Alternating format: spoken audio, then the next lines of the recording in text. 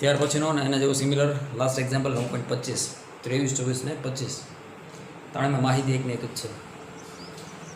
સ્વાધ્યાય 9.24માં જો દરેક ચોરસના આભાસી પ્રતિબિંબનું ક્ષેત્રફળ 6.25 mm² મેળવવું હોય તો વસ્તુ અને વિવર્ધક કાચ વચ્ચેનું અંતર કેટલું રાખવું જોઈએ. આમાંય તમને વસ્તુંતર યુ જ પૂછ્યું અને પહેલાંના દાખલામાં વસ્તુંતર યુ પૂછ્યું હતું, પણ ત્યારે શું હતું ખબર કે ત્યારે તમને પ્રતિબિંબ ક્યાં જોઈએ છે ને એની માહિતી આપી હતી.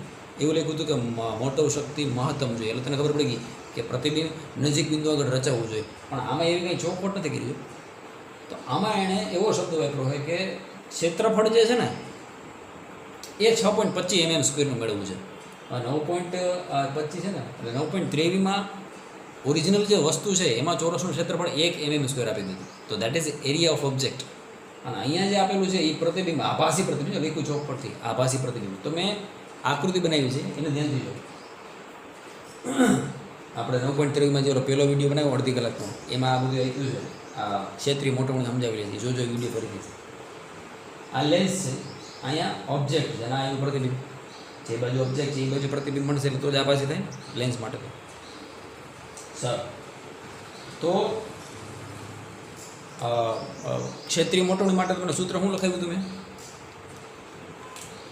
આનું જે એરિયા હે એ 1 mm² એરિયા હે, એક ચોરસનો એરિયા, રાઈટ? એવી શીટમાં આખી શીટ છે એમાં 1 mm² ચોરસ આપ્યા છે.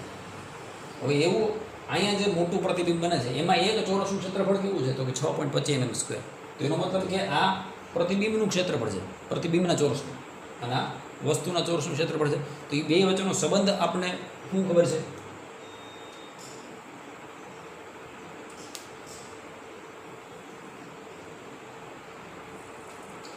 ક્ષેત્રીય મોટવણી એની સંજ્ઞા શું હતી? MA. તો એ આપણે શું શીખાતા સૂત્ર? 3-4 સૂત્ર મેં લાઈનમાં લખ્યા યાદ છે?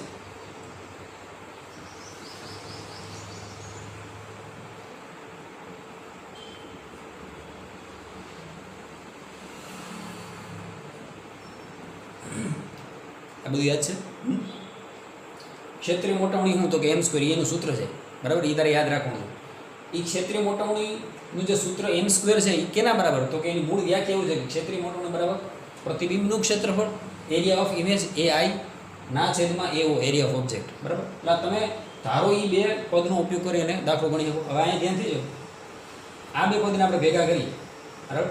અને એની મદદથી V અને U વચ્ચેનો સંબંધ મેળવશું. કારણ કે અહીંયા નથી આપણને વસ્તુ અંતર આપ્યું, નથી આપણને પ્રતિબિંબ અંતર આપ્યું. તો એક સૂત્ર પરથી બે તો ન મળે ને.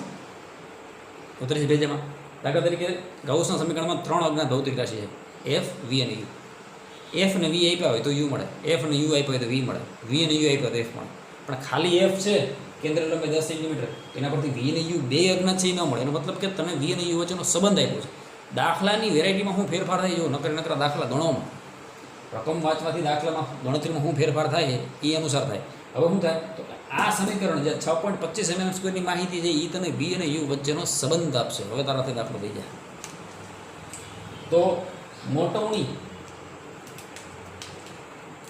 નો વર્ગ તો અહીં મોટવણી નથી એટલે મારે એ સૂત્ર ઉપયોગ નથી. મારે આનો ઉપયોગ થાય AI/AO area of image upon area of object is equal to m²/v². Sorry, m²/v². AI/AO બરાબર v²/u². આનો ઉપયોગ થાય.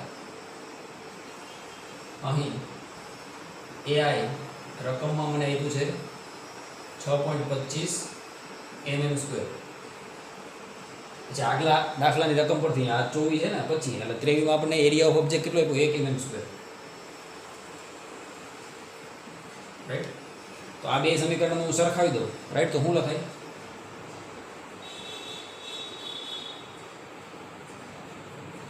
Area of image upon area of object is equal to v²/u² લખાય. માટે એરિયા ઓફ ઇમેજ કેટલું તો કે 6.25, એરિયા ઓફ ઓબ્જેક્ટ કેટલું? 1. આના બરાબર લખાય v²/u² લખાય. બે બાજુથી વર્ગમૂળ કાઢી નાખો તો શું થયું?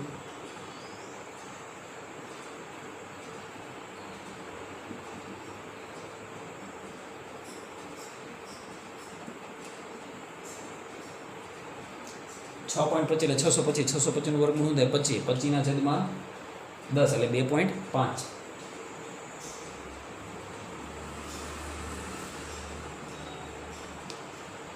એટલે તું વાસ્તવમાં એવું સમજ ને કે એમ બાય આપણી એમ બાય શું મોટવણી શું થયું વી બાય યુ બરાબર 2.5 એટલે આને આમાં લખી શકાય અથવા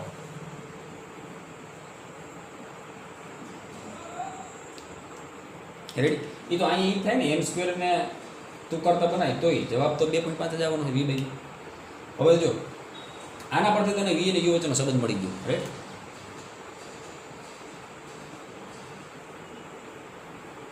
અને આ મારા માટે બહુ કામનો સંબંધ છે કારણ કે હવે આપણે શું થાય ગાઉસના સમીકરણમાં જે 3માંથી 2 ભૌતિક રાશિની જરૂર હતી મળી ગઈ આપણને વી આપણને યુના સ્વરૂપે મળી ગયું રેડી. હવે અહીંયા છેલ્લો અને અગત્યનો પોઈન્ટ છે એમાં ભૂલ નથી કરવાની એ છે સંજ્ઞા પ્રણાલી. હવે આપણે શું લખશું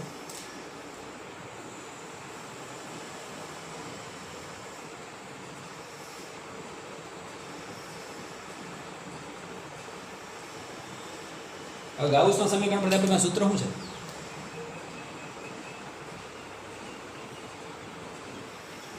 રેડી. એક વસ્તુ યાદ રાખો કે અહીંયા યુની જે સાઇન છે ને એ જ વીની સાઇન થાય. જો ધ્યાનથી જો હું એમ કહું યુ 1 સેન્ટીમીટર છે તો વી શું થાય 2.5 સેન્ટીમીટર. હું એમ કહું યુ -1 છે તો વી માઇનસ થાય રેડી. એનો મતલબ કે અહીંયા વિધાઉટ સંજ્ઞા પ્રણાલી લાગુ કારણ કે સંજ્ઞા પ્રણાલી લાગુ પાડ્યા વગર તમારો આન્સર સાચો આવ્યો છે. ધ્યાન તારે ખાલી એટલું રાખવાનું છે કે વી અને યુની સાઇન સેમ રહેવી જોઈએ રાઈટ. તો અહીંયા તો સીધે સીધું મૂકી દે 2.5 યુ અને યુ એમને. કદાચ કોઈ વિદ્યાર્થી એમ કહ્યું કે સાહેબ મારે સંજ્ઞા પ્રણાલી લાગુ પાડવી જ છે મારે યુ માઇનસ જ મૂકવું છે તો આ માઇનસ માઇનસ પ્લસ થઈ જાય તો અહીંયા શું લખવું પડે 1/-2.5 યુ અને માઇનસ માઇનસ પ્લસ 1/યુ. તો એ પ્રમાણે જે આન્સર આવશે એ સંજ્ઞા પ્રણાલીને ફોલો નહીં કરે. ધારેલું અંતર છે ને અંતર કોઈ બી રૂમ ન હોય ઉતરેશ ભેજે આ તાર રકમમાં કદાચ તમે સીધે સીધું સંજ્ઞા પ્રણાલી વાપરા વગર મૂલ્ય મૂકી દે તો એ આન્સર સાચો આવશે. એની આન્સર પાછો સંજ્ઞા પ્રણાલી પ્રમાણે આવશે ત્યારે તેને વિશ્વાસ આવશે કે હા સાહેબે કીધું બરોબર છે ઉતરેશ ભેજે. તો આમાં આપણે વીની કિંમત મૂકીએ છીએ રાઈટ. યુ જેવું હશે એવું જ વી હશે. આપણે ધ્યાન એ રાખવાનું હોય કે જે બાજુ વસ્તુ છે એ જ બાજુ પ્રતિબિંબ છે એટલે બે આપણે આપાત પ્રકાશની વિરુદ્ધ દિશામાં જ માપવાના થાય. યુ આપાત પ્રકાશની દિશામાં વી પણ આપાત પ્રકાશની દિશામાં તો બેની સાઇન કેવી હોવી જોઈએ સરખી એ આપણે ધ્યાનમાં રાખવાનું. એ તો આપણું સમીકરણ કહે જ છે. તું એમ કે સાહેબ યુ ધન છે તો વી ધન આવશે. આપાત પ્રકાશની દિશામાં માપીશ યુ ઋણ આવશે તારું વી ઋણ આવશે. રેડી થઈ ગયું સમાધાન. હાલો મૂલ્ય મૂકી દે તો શું થાય 1/10 બરાબર 1/2.5 યુ માઇનસ 1/યુ રેડી. હા અમે ગુણી દે તો શું થાય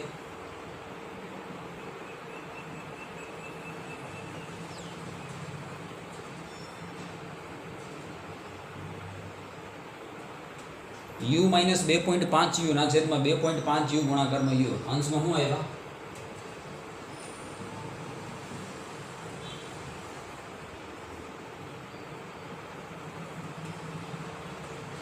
-1.5 યુ છેદમાં તેમનું છે એક યુ ને દેવ કરી દે એક યુ ડાળી દીધા 5 તેરી 15 ને 5 5 25 એટલે આ 3 અને આ થઈ ગયા 5 એટલે અહીંયા કેટલા લીધા -3 યુ ને આ બાજુ જવા દે 10 ને ઉપર જાવ તો 10 તેરી 30 30/5 -30/5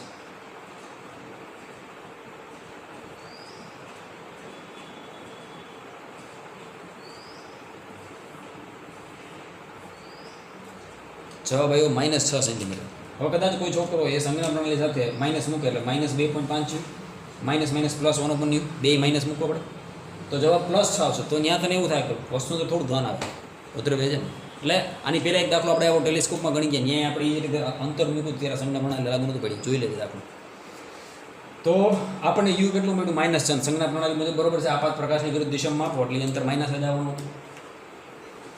એટલે આપણને પહેલો આન્સર મળ્યો હું સ્વાધીન 9.24 તો દરેક ચોરસના આભાસી પ્રતિબિંબનું ક્ષેત્રફળ 9.25 mm² મેળવવું હોય તો વસ્તુ અને વિવર્ધક કાચ વચ્ચેનું અંતર કેટલું રાખવું જોઈએ. તો વસ્તુ અને વિવર્ધક કાચ વચ્ચેનું અંતર યુ કેટલું રાખવું જોઈએ 6 સેન્ટીમીટર રાખવું જોઈએ. ઉતરે તે હવે આપણે અહીંથી આ લેન્સથી જ્યારે વસ્તુને કેટલી છેટી રાખશું 6 સેન્ટીમીટર જેટલી છેટી રાખશું અહીંથી ત્યારે મને જે પ્રતિબિંબ મળે છે એના ક્ષેત્રફળમાં દરેક ચોરસનું ક્ષેત્રફળ કેટલું થાય એ પ્રતિબિંબમાં દરેક ચોરસનું ક્ષેત્રફળ 6.25 mm². રેડી. હવે આપણે એવું પૂછે જો આંખને વિવર્ધક કાચ એટલે લેન્સની જો આંખને વિવર્ધક કાચની ખૂબ જ નજીક રાખવામાં આવે તો ચોરસને તમે સ્પષ્ટ જોઈ શકશો કે નહીં? તમે હું કાંઈ ભગવાન નથી કે આપણે સીધે સીધું કહી શકીએ. સ્પષ્ટ કંઈ દેખાય એના માટેનો નિયમ આપણને ખબર છે. હું કે જો ભાઈ વી પ્રતિબિંબ નજીક બિંદુ આગળ રચાય, એટલે કે અહીંથી 25 સેન્ટીમીટર રચાય તો મને સ્પષ્ટ દેખાય. એનાથી દૂર વયા જાવ તોય સ્પષ્ટ નહીં દેખાય, એનાથી નજીક આવશો તોય સ્પષ્ટ દેખાશે નહીં. તો હવે આપણે શું ગોતવું પડશે? કે હવે આપણી પાસે યુ છે, એટલે આના પરથી આપણે વી મળી જાય. ઉતરે છે પેજમાં નથી થતો. આ યુ આપણી પાસે છે એટલે આપણે વી મળવાનું જ છે. સ્વાભાવિક છે. વી કેટલું હશે? તો કે આ યુ છે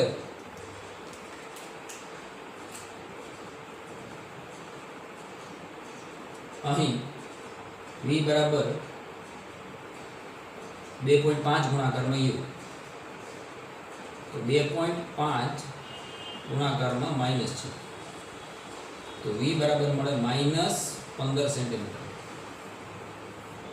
તારી એનસીઆરટીમાં ચોપડીમાં પાછળ આન્સર આપ્યો ને એમાં માનાંકમાં વી લખેલું છે, એટલે માનાંકમાં વી લખેલું એટલે +15 આવશે, પણ વી માઇનસ આવશે. કારણ હું તમે બે આપાત પ્રકાશની વિરુદ્ધ દિશામાં માપો છો. ઉત્તરેશ ભેજામાં હવે ધ્યાનથી જો, તારું પ્રતિબિંબ આપણને ક્યાં મળ્યું? તો કે -15 સેન્ટીમીટર. તો આ તારા નજીક બિંદુ કેટલું છે? ના નજીક બિંદુ તો કેટલું છે? 25. અને તું વસ્તુને પ્રતિબિંબ ક્યાં જોવા મળે છે? 15 સેન્ટીમીટર. એનો મતલબ કે એનો આન્સર શું આવે? જો આંખને વિવર્ધક કાચની ખૂબ નજીક રાખવામાં આવે તો તમે ચોરસને સ્પષ્ટ જોઈ શકતા નથી. Your image will be blurred. હે ને? ઇમેજ બ્લર થઈ જાય. તો અહીં લખશું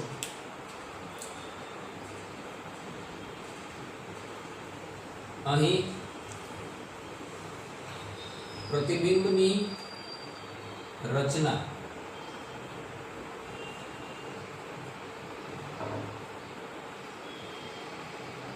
અહીં પ્રતિબિંબની રચના નજીક બિંદુ એટલે કે ડી બરાબર 25 સેન્ટીમીટર આગળ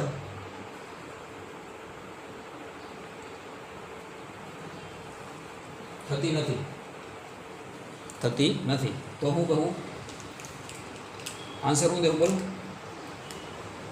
તો ચોરસને તમે સ્પષ્ટ જોઈ શકશો. તો આપણે શું લખશું? અહીં પ્રતિબિંબની રચના નજીક બિંદુ આગળ થતી નથી, માટે આપણે ચોરસને સ્પષ્ટ જોઈ શકીએ નહીં. ચોરસને સ્પષ્ટ જોઈ શકશું નહીં. રેડી? તા થઈ ગયા તમારા 9.23, 24 અને પછી ત્રણેય દાખલા પૂરા. બહુ સારા દાખલા છે, કન્સેપ્ચ્યુઅલ દાખલા છે, બધા મોટવણીના કોન્સેપ્ટ ક્લિયર કરે એવા દાખલા છે. રાઈટ? શાંતિથી રકમ સમજો. હે ને? કોઈ પણ ફિઝિક્સમાં તમારે જો મહારત હાંસલ કરવું હોય, કોઈ પણ ચેપ્ટરમાં મહારત હાંસલ કરવું હોય તો દાખલા અગત્યના છે. થિયરી પરથી દાખલા આવડવા જરૂરી છે, એના માટે રકમ સમજવી જરૂરી છે. રાઈટ? થિયરીના બેઝ તમારો પાકો હશે તો તમને હું આ બધી ચર્ચામાં મજા આવશે. રાઈટ? ગોખોમાં સમજો, 1 વારની 2 વારની 3 વાર પ્રયત્ન કરો. એક જ વારમાં કોઈને ફિઝિક્સ નથી આવડી જતું મિત્રો. હે ને? ભોગ દેવો પડે, મહેનત કરવી પડે. રાઈટ? ગોખોની વાત નથી કરતો, પણ પ્રેક્ટિસ જેમ વધારે કરશો ને તમને વધારે ગ્રીપ આવશે. રાઈટ? પ્લસ માઇનસમાં જે ભૂલો થાય એ ભૂલ નહીં થાય. એકવાર જોઈને સમજાવું અને એ જ વસ્તુ જોઈને મોઢે લખવી કે પરીક્ષામાં લખવી, બેમાં હાથી ઘોડાનો ફેર છે, તમને ખબર છે. રાઈટ? તો પ્રેક્ટિસ કરતા રહ્યો. રાઈટ? અને વાંચતા રહ્યો. રાઈટ? That's it.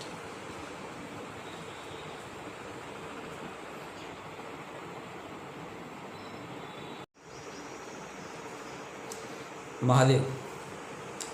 ત્યાર પછીનો એક્ઝામ્પલ છે સ્વાધ્યાયનો 9.26.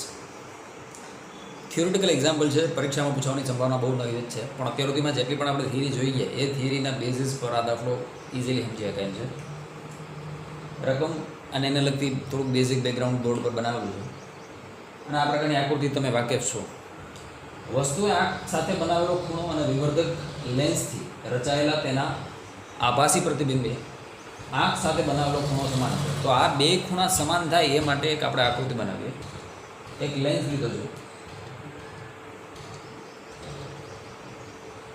અને લેન્સની સામે આપણે વસ્તુ રાખીએ છીએ. તો તમે જાણો છો કે લેન્સની સામે આ વસ્તુ ઓબ્જેક્ટ ઓ ક્યાં રાખીએ? તો ઓપ્ટિકલ સેન્ટર સી અને એફની વચ્ચે રાખીએ.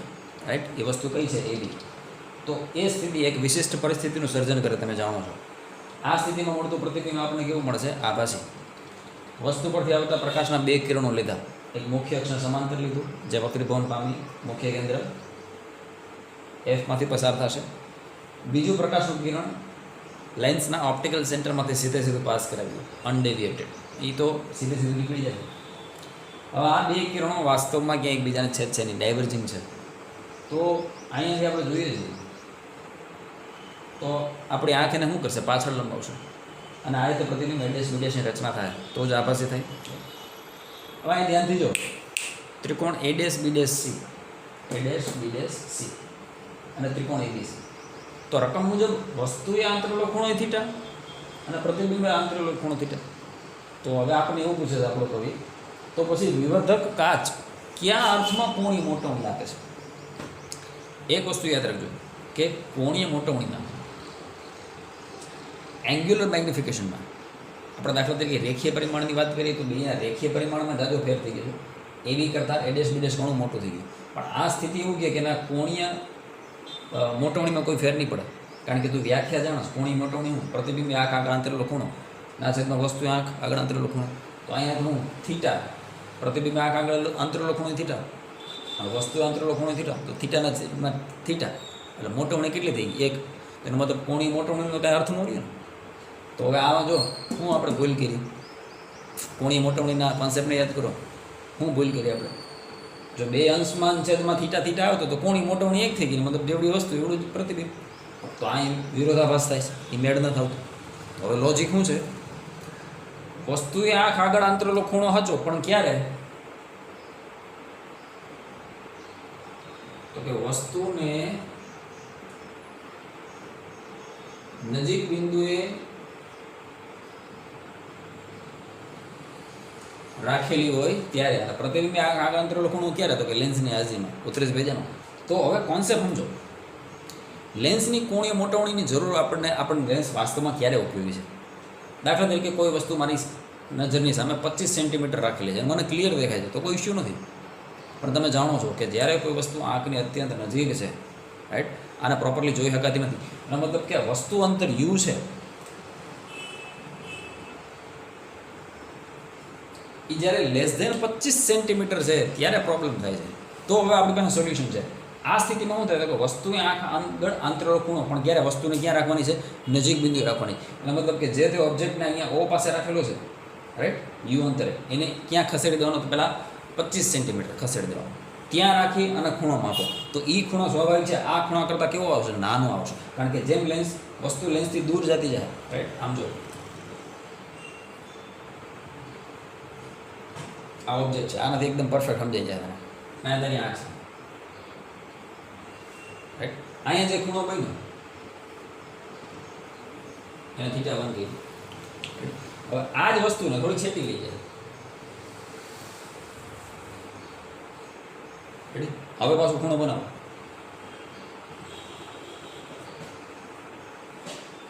આ થઈ ગયું તારું થીટા 2. હવે ખબર પડે theta 2 is less than theta 1 થઈ ગયું. હવે થીટા ગઈટો, થીટા ગઈટો એટલે આ થીટા કયો છે? વસ્તુવાળો છે એટલે છેદ ગઈટો, છેદ ગઈટો એટલે શું થયો? અંશ હોય. તો આ રીતે આપણને વિવર્ધક કાચ આપણને શું આપે છે? મોટવણી આપે છે. એટલે વસ્તુને પહેલાં તમારે શું કરવાનું છે? તો કે જ્યારે ઓબ્જેક્ટ ડિસ્ટન્સ 25 સેન્ટીમીટર કરતાં વધારે હોય કે 25 સેન્ટીમીટર કરતાં ઓછું હોય, એ સ્થિતિમાં તમારે વસ્તુને પહેલાં ક્યાં રાખવાની? 25 સેન્ટીમીટર રાખવાની. ત્યારે ખૂણો માપવાનો અને પછી લેન્સની હાજરીમાં પ્રતિબિંબ. આની પહેલાંના વિડીયોમાં તમે એંગ્યુલર મેગ્નિફિકેશન સમજાવેલું છે, રાઈટ. એ વિડીયો ફરીથી એકવાર જોજો એટલે ખ્યાલ આવશે. પછી આપણે વસ્તુ માટે આ પ્રતિબિંબને ક્યાં લઈ જવાનું? તો કે નજીક બિંદુ આગળ. ઉતરેશ ભેજે ને ત્યારે આપણે પરફેક્ટ કોણીય મોટવણી મળે છે, રાઈટ. તો અહીંયા પરિસ્થિતિ આકૃતિ એવું કહે છે કે વસ્તુ અને પ્રતિબિંબે એક હરખો ખૂણો બનાવ્યો, તેમ છતાં મોટવણી તો મળવાની છે, કારણ કે રિયલ સેન્સ આ છે. વસ્તુને તમારે ક્યાં રાખવાની છે? તો કે પેલા નજીક બિંદુ રાખવાની છે, પછી ખૂણો માપવાનો છે અને પછી કોણી મોટવણી મેળવવાની છે, રાઈટ. હવે આપણે એના પાર્ટ બીની ચર્ચા કરશું.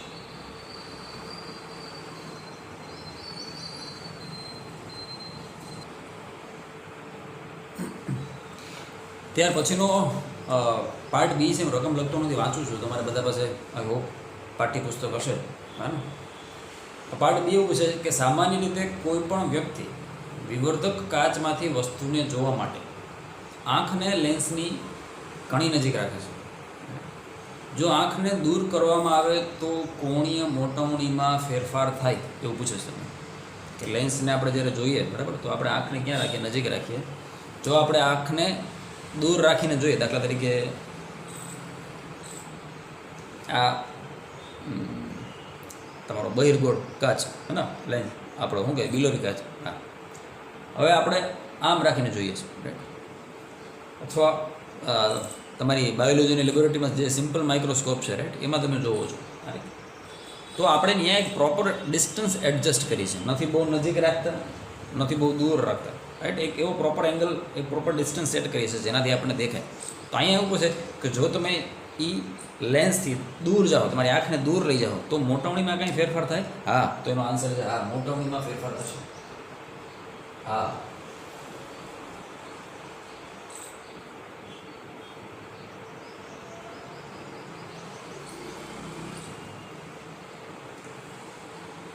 એટલે ફેરફાર થાય એટલે બે રીતે થઈ જાય. મોટવણી વધ્યો હોત ખરી ને મોટવણી ઘટે હોત ખરી.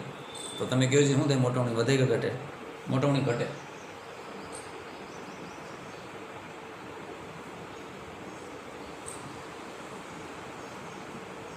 કારણ તો કે જે અંતિમ પ્રતિબિંબ બને છે, અંતિમ પ્રતિબિંબ, એ અંતિમ પ્રતિબિંબે દાખલા તરીકે આવું પ્રતિબિંબ બન્યું, એ અંતિમ પ્રતિબિંબે આંખ સાથે જે ખૂણો બનાવ્યો છે એ હવે તમે આંખને છેટી લઈ જાઓ તો એ ખૂણામાં શું થાય? ઘટાડો થાય. જેમ તમે વસ્તુ એ પ્રતિબિંબથી દૂર જતા જાઓ તમારી આંખમાં, એ ખૂણામાં શું થતો જાય? ઘટાડો થતો જાય. તેનો મતલબ શું છે કે તમારી મોટવણીનું જે મૂલ્ય છે, મોટવણીનું પ્રતિબિંબે આંતરેલો ખૂણો ના છે, વસ્તુ આંતરેલો ખૂણો ઉતરે જાય. તો અંતિમ પ્રતિબિંબ તમારા આંખમાં જે ખૂણો અંતરે છે એમાં શું થતું જાય? ધીમે ધીમે ધીમે ઘટાડો થતો જાય. તો ફાઇનલીનો આન્સર શું આવશે?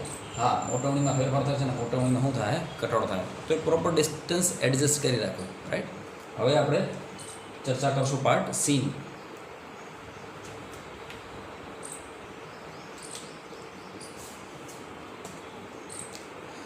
પાર્ટ સી એવું કહે છે સાદા માઇક્રોસ્કોપની મોટો શક્તિ કેન્દ્ર લંબાઈના વ્યસ્ત પ્રમાણમાં છે. તો વધુને વધુ મોટવણી મેળવવા માટે ઓછામાં ઓછી કેન્દ્ર લંબાઈનો લેન્સ વાપરવામાં આપણને કયું કારણ રોકી રહ્યું છે? તો કે લોકડાઉન. લોકડાઉન શું આપણને કયું કારણ રોકી રહ્યું છે? હવે આપણે જોઈએ શું છે એમાં ઇસ્યુ. સાદું માઇક્રોસ્કોપ એટલે એક અભિસારી લેન્સ.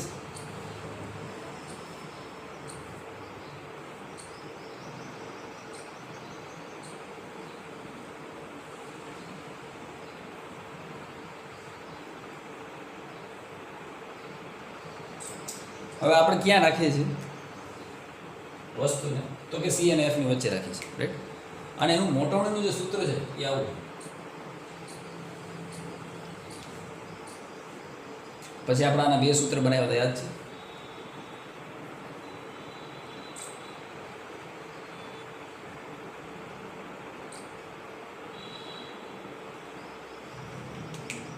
સૂત્ર જ વેજેમાં. તો અહીંયા તમે જોઈ શકો છો કે મોટવણી છે એ કેન્દ્ર લંબાઈના કેવા પ્રમાણમાં છે? વ્યસ્ત પ્રમાણમાં છે. એ તો ખ્યાલ આવે આપણને. તો હવે આપણે જેમ કેન્દ્ર લંબાઈ ઘટાડતા જાય મોટવણી વધવાની છે, સ્વાભાવિક છે. તો આપણો આવું કવિ આવું કહે છે કે આપણે આને હાવ ઝીણી કરી દઈએ તો કેન્દ્ર લંબાઈને, તો મોટવણી બહુ વધી છે ને. તો સાદા માઇક્રોસ્કોપથી જ આપણું કામ રડી જાય. આપણે સિમ્પલ માઇક્રોસ્કોપની જરૂર જ ન પડે રાઈટ. સાદા માઇક્રોસ્કોપની મદદથી તમે પ્રતિબિંબને 3 થી 4 ગણું મોટું જોઈ શકો. એનાથી વધારે જો મોટું જોવા માગતા હોય તો તમારે સંયુક્ત માઇક્રોસ્કોપનો ઉપયોગ કરવો પડે રાઈટ. એની પાછળનું કારણ મેં વિડીયોમાં જે તે વખતે ભણાવતી વખતે કીધું હતું કે લેન્સ બનાવવાની એક મર્યાદા છે. તમે જો આ લેન્સને અતિશય નાનો કરી નાખો, હવે લેન્સ નાનો કઈ રીતે થાય? લેન્સ મેકરનું સૂત્ર યાદ છે?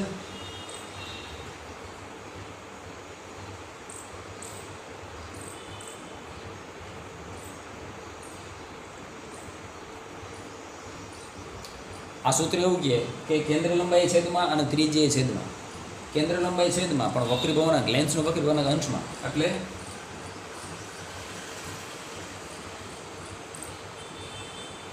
લેન્સની કેન્દ્ર લંબાઈ અને લેન્સના વક્રીભવનાંક તેના વ્યસ્તતાનો સંબંધ. પણ લેન્સની કેન્દ્ર લંબાઈ અને લેન્સની વક્રતા ત્રિજ્યાના સમપ્રમાણતાનો સંબંધ છે. એનો મતલબ કે જો કેન્દ્ર લંબાઈ ઘટે તો વક્રતા ત્રિજ્યા ઘટે. તો કલ્પના કરો કે તમને જે આ થિયરી ભણાવેલી છે એ કઈ થિયરી, આ કઈ કન્ડિશન માટે આપણે થિયરી ભણ્યા છે? તો કે આપણો લેન્સ બહુ પાતળો હોય, અત્યંત થીન લેન્સીસ માટે. હવે આનો તમે જ્યારે ગોળો બનાવો અને આનો આમ ગોળા બનશે ને બે બાજુ આ રીતે,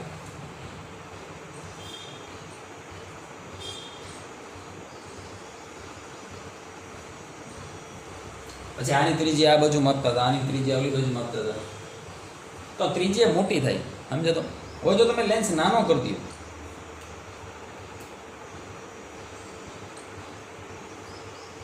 તો શું થાય, જેમ એની કેન્દ્ર લંબાઈ ઘટતી જાય એમ એની વક્રતા ત્રિજ્યા વધતી જાય. લેન્સ થીન લેન્સમાંથી થવાને બદલે એર બબલ, હવાના પરપોટા જેવો લેન્સ થઈ જાય, વચ્ચેથી લેન્સ કેવો થઈ જાય, જાડો. આ જે વક્રતા છે એ વક્રતા કેવી થતી જાય, વધતી જાય ઉત્તરેશ ભેજમાં. તો એનો મતલબ કે લેન્સ વચ્ચેથી કેવો થતો જાય, જાડો થતો જાય, જેમ એની કેન્દ્ર લંબાઈ તમે ઘટાડતા જાઓ ઉત્તરેશ ભેજમાં. અને મેં સમતલ અરીસામાં તમને સમજાવ્યું તો સમતલ અરીસાની ત્રિજ્યા વાસ્તવમાં અનંત છે. એનો મતલબ શું છે કે સર્કલ બહુ મોટી ત્રિજ્યાવાળું છે અને એટલા માટે આપણે એની ત્રિજ્યા કેવી લે છે, ઓલમોસ્ટ અનંત. તો એમ અહીંયા જેમ વક્રતા ઘટતી જાય, કેન્દ્ર લંબાઈ ઘટતી જાય, એની વક્રતા ઘટતી જાય, તો લેન્સ વચ્ચેથી કેવો થતો જાય, જાડો. તો આપણે અહીંયા આ નિયમો લાગુ નથી પાડી શકતા ઉત્તરેશ ભેજમાં, રાઈટ. તો પ્રતિબિંબ આમાં જે મળશે એ કેવું મળશે, વિકૃત પ્રતિબિંબ મળશે. તો આપણી એક મર્યાદા, આપણે આમાં પૂછ્યું કહીએ કે તમને શું રોકી રહ્યું છે, તો કે અમને લેન્સની મર્યાદા રોકી રહી છે. અને લેન્સ બનાવટ જે સૂત્રથી થાય છે એ સૂત્ર એવું કહે કે એક હદથી તમે નાની કેન્દ્ર લંબાઈ કરશો તો આ નિયમનું પાલન થઈ શકતું નથી ઉત્તરેશ ભેજમાં. એટલા માટે આપણે એક લેન્સની જગ્યાએ બે લેન્સ વાપરી અને હું બનાવ્યું સંયુક્ત માઇક્રોસ્કોપ, કે જેમાં આના કરતાં ઘણી સારી મોટોની મળે છે ઉત્તરેશ ભેજમાં. So that is the logic. બહુ કેન્દ્ર લંબાઈને ઘટાડશો તો પ્રતિબિંબ વિકૃત થઈ જાય. એ છે સાદા માઇક્રોસ્કોપની મર્યાદા. ચોપડીમાં એ આંકડો લગભગ 10થી ઓછો આપ્યો તો ભાઈ 10 વધારે તમે 10 ગણો અથવા એનાથી ઓછું જોઈ શકો, પણ વાસ્તવમાં એ આંકડો 3 થી 4નો જ છે, રાઈટ. હવે જોઈએ પાર્ટ ડી. પાર્ટ ડી એવું કહે છે કે સંયુક્ત માઇક્રોસ્કોપમાં ઓબ્જેક્ટિવ અને આઈપીસ બંનેની કેન્દ્ર લંબાઈ નાની શા માટે રાખવામાં આવે છે, બરાબર. તો સંયુક્ત માઇક્રોસ્કોપની મોટવણીનું સૂત્ર યાદ કરો તો તમને ખ્યાલ આવશે.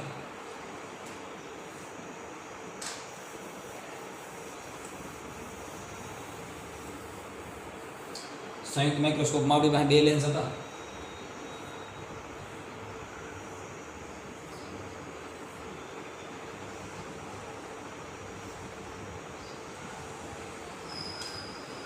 હવે અહીંયા આપણે શું ટ્રાય કરતા હતા ખબર છે,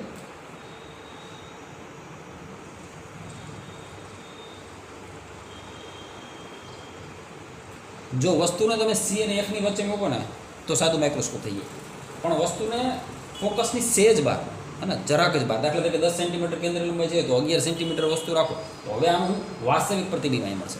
હવે આ વાસ્તવિક પ્રતિબિંબ આ આઈપીસ માટે આ તારું ઓબ્જેક્ટિવ,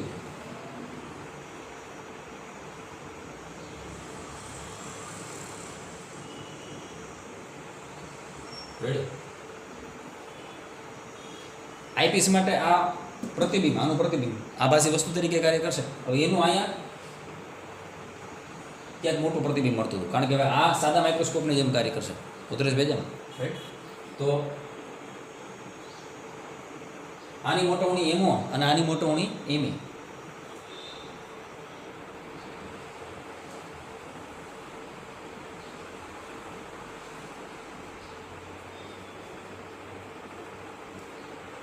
તો તમને ખબર છે સંયોજનનું કુલ સૂત્ર, સંયોજનમાં લેન્સમાં કેન્દ્ર લંબાઈનો સરવાળો, પાવરનો સરવાળો, પણ મોટવણીનો શું થાય, ગુણાકાર. આની મોટવણી ગુણાકારમાં આની મોટવણી. તો સૂત્ર કાંઈક આપણે આવું શીખાતા.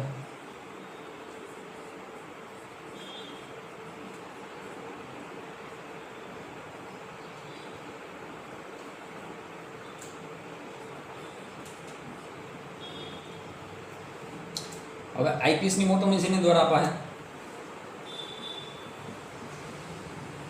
તો કે એ સાદા માઇક્રોસ્કોપની જેમ જ વર્તે. તો આ એની માટેનું સૂત્ર. તો આમાં તમને ખબર પડી ગઈ કે મોટવણી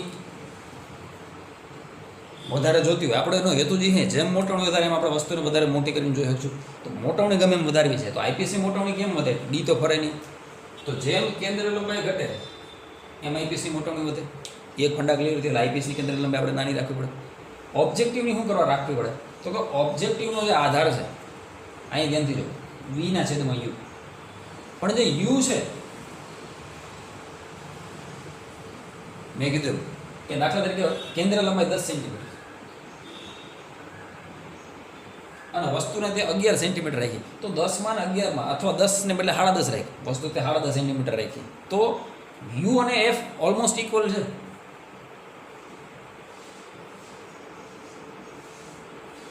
તો જ્યાં યુ લખ્યું હતું મોટા, ત્યાં મેં શું લખી નાખ્યું, એફ લખી નાખ્યું. એનો મતલબ એ થયો કે હવે જો આપણે આની કેન્દ્ર લંબાઈ કેવી રાખીએ, કારણ કે કેન્દ્ર લંબાઈ ઘટશે આપણો વસ્તુને આપણે નજીક રાખશું ને, આપણો હેતુ શું છે ખબર, કે આપણે વાસ્તવિક પ્રતિબિંબ જોઈએ. વાસ્તવિક પ્રતિબિંબ મેળવવા માટે આપણે ફોકસથી થોડુંક છેટું રાખવું પડે અને કેન્દ્ર લંબાઈથી બહાર રાખવું. કેન્દ્ર લંબાઈ નાની થઈ ગઈ આ 10ની જગ્યાએ તું કેન્દ્ર લંબાઈ 5 કરી નાખી તો વસ્તુ મારે ફાળા પાછે રાખવી પડે.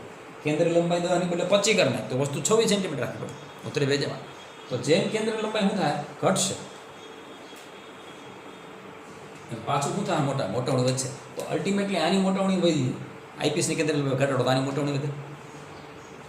ઓબ્જેક્ટિવની કેન્દ્ર લંબાઈ ઘટાડી તો ઓબ્જેક્ટિવની મોટાવણી વધી તો બેયની મોટાવણી વધે ઓવરઓલ મોટાવણી વધે. તો હવે ખબર પડી કે શા માટે આ બેયની કેન્દ્ર લંબાઈ ઓછી રાખવામાં આવે છે. રાઈટ.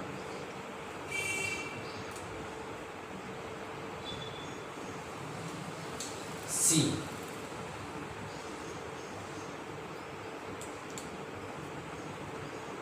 સીની ચર્ચા તો કરીએ. આ હતી ડીની ચર્ચા. રાઈટ. પછી આપણે એવું છે છેલ્લો પાર્ટ છે ઈ. સંયુક્ત માઇક્રોસ્કોપમાંથી જોવામાં આંખને આઈપીસની અડોઅડ નહીં પરંતુ સહેજ દૂર રાખવામાં આવે છે. શા માટે? આઈપીસ અને આંખ વચ્ચેનું નાનું અંતર કેટલું હોવું જોઈએ?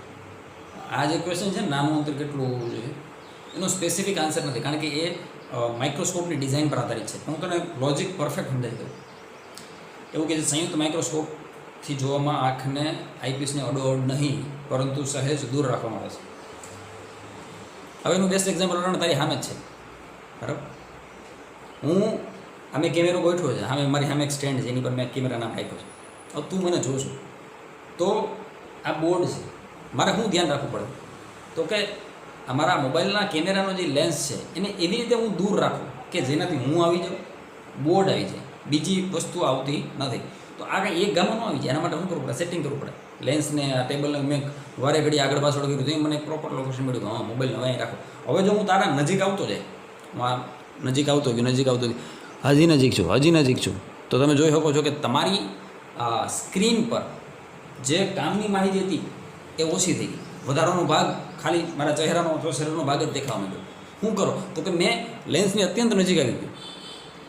અત્યારે ભેજમાં એમ હવે જો આપણી આંખ છે ને બેટા એ એક લેન્સ છે એનો એક એરિયા છે. હવે આને હું સાફ કરવાનું.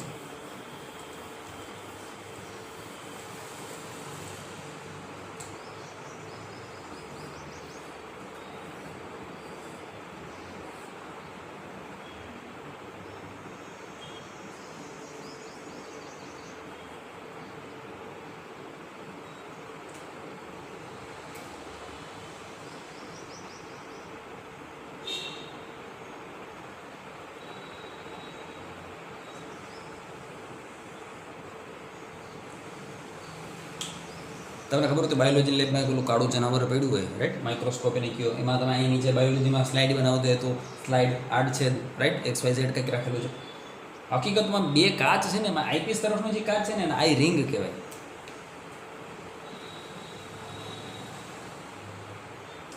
સીધે સીધી આપણી આંખ લેન્સમાં ન હોય તો ખરાબ થઈ જાય લેન્સ એની આગળ કાચ મૂકેલું એને આઈ રિંગ કહેવાય. તો આઈ રિંગ એ એવું લોકેશન છે જે આપણને રેફરન્સ આપે ભાઈ ત્યાં એની આજુબાજુ ક્યાંક આંખ રાખો તમને પ્રોપર દેખાય રાઈટ. તો હવે આ આઈરિંગથી આપણે આંખ એકદમ નજીક અડાડી દઈએ તો શું થાય તો કે આપણી આંખ એક લેન્સ છે અને એ ગોળાકાર લેન્સનું એક એરિયા છે એનું ક્ષેત્રફળ છે રાઈટ. હવે જેમ આ લેન્સનું કેમ એક એરિયા છે એ એરિયાથી મેં એવી સેટિંગ કરેલું છે પ્રોપર બધું દેખાય. હું જો આ ડિસ્ટન્સ ઘટાડતો જાય તમે જોઈ શકો છો મારો ચહેરો વધારે મોટો તમને દેખાતો જાય. તમારી આંખ જે માહિતી મેળવવી જોઈતી હોય બધું હું બોર્ડ એ નહીં ખાલી ચહેરો જ મેળવે ઉતરે બે જામ. તો એમ હવે જ્યારે મેં આઈરિંગ પાસે મારી આંખ આ રીતે રાખેલી છે તો શું થાય કે એમાંથી આવતો કિરણોને જાજુ ક્ષેત્રફળ કવર કરવાનો મોકો મળશે. ફિલ્ડ ઓફ વ્યૂ વધી જાય ઉતરે ભેજામાં. તો આમ ધ્યાનથી જો આમ પ્રકાશના કિરણો આવે છે.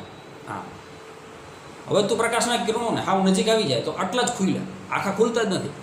તો આપણે આખી આંખમાં જેટલા એના સમાવવાની ક્ષમતા હતી એટલા ન સમય ગયા ઓછા કિરણો આવ્યા ઉતરેશ ભેજામાં એના સમજ જતો.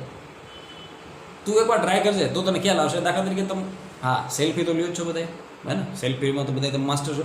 તો તમે કેમ હાવ બહુ છેટો નથી રાખતો બહુ નજીક નથી રાખતા. બહુ તમે નજીક રાખશો તમે જાણો છો કે લેન્સનું ક્ષેત્રફળ બધો એરિયા નથી કવર કરી શકતો. તમારો સરસ ચહેરો ના બેકગ્રાઉન્ડ ને બધું નથી આવતું બને ખાલી ફોટો જ આવે. તો તમે આગળ પાછળ કરીને શું કરો છો એક એવું અંતર મેળવો છો કે જ્યાં તમને ફિલ્ડ ઓફ વ્યૂ તમારી જે વસ્તુ જોઈ છે પ્રોપર જોવા મળે. ઉતરે ભેજામ એટલા માટે આપણે આંખને હાવ લગોલગ આઈ રિંગ અથવા આઈપીસ પાસે નથી રાખતા થોડીક છેટી રાખી જેનાથી મને એમાંથી આવતા પ્રકાશના કિરણો વધારેમાં વધારે મારી આંખમાં આવે. ઉતરે ભેજામ આના પ્રોપર માત્રામાં જોયો હોય હવે અમુક એવો પાછળ ડાઉટ છે સર કેટલીક છેટી રાખવાની, એટલે કંઈ લખેલું થોડું હોય 2 સેન્ટીમીટર, આપણે જે રીતે જોતા હોય રાઈટ એના પર ખબર પડે કે 1 સેન્ટીમીટર છે, 1.5 સેન્ટીમીટર છે રાઈટ. તમારી આંખની ક્ષમતા પર પણ આધાર રાખે. એનો મતલબ એ નથી છેટું એટલે હાવ 10 સેન્ટીમીટર અહીંથી આપણે જોઈએ સારું દેખાય છે એમ નહીં. ઉતરે બે બહુ નજીક નહીં અને બહુ છેટું નહીં. ક્લિયર? તો આ તો એ થિયોરિટિકલ એક્ઝામ્પલ 9.26. ધીરે ધીરે બાકીના સ્વાધ્યાયના બીજા દાખલા પૂરા કરશો. હમણાં 1-2 દિવસમાં આવે ચેપ્ટર તમારું પૂરું થઈ જશે રાઈટ. તૈયારી કરતા રહ્યો અને વાંચતા રહ્યો.